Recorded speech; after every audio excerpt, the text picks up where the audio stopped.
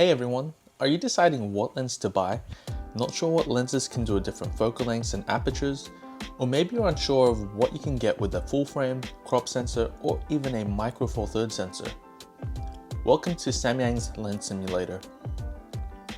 This clever little simulator allows you to try different settings to give you a better understanding of how lenses can affect your photo and in turn assist you with what lens you would like to get. In this short tutorial, I'll show you how to use the simulator. So let's begin.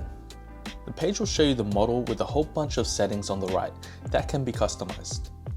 Starting from the top, you can select from 3 different backgrounds depending on your preference. To the right of this option, you can choose what sensor size from the interchangeable lens camera that you own. Below this option, you can choose the focal length by using the slider. The lower the number, the wider it is. The widest option that Samyang offers is a 10mm lens. Sliding it across to the other side will take you all the way to the 300mm focal length. As you slide it, you can actually see how close or further away you get to your model. This is a neat way to demonstrate focal length. You can also see that there is a search option. Depending on the focal length that the slider is on, clicking on it will show you which lenses are available from Samyang, and from which series, by showing the autofocus range, XP lineup, or simply the manual focus range.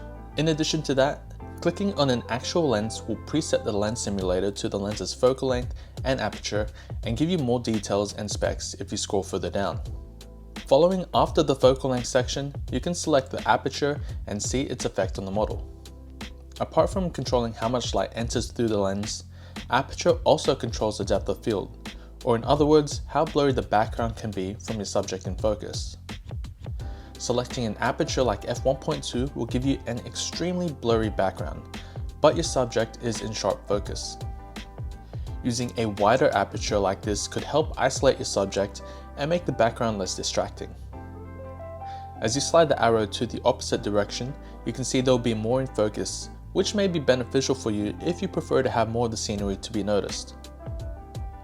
Another factor that controls the depth of field is how close the subject is to the photographer. In the distance section, you can drag the icon of the model either closer or further away from the photographer. The closer they are, the shallower the depth of field will be, and you can see the effect of this as you drag your model further away on the scale. Now I hope you enjoyed this short tutorial on how to use the lens simulator. There's a lot of information here, and it's a great tool to get you a better understanding of what Samyang's lenses can do.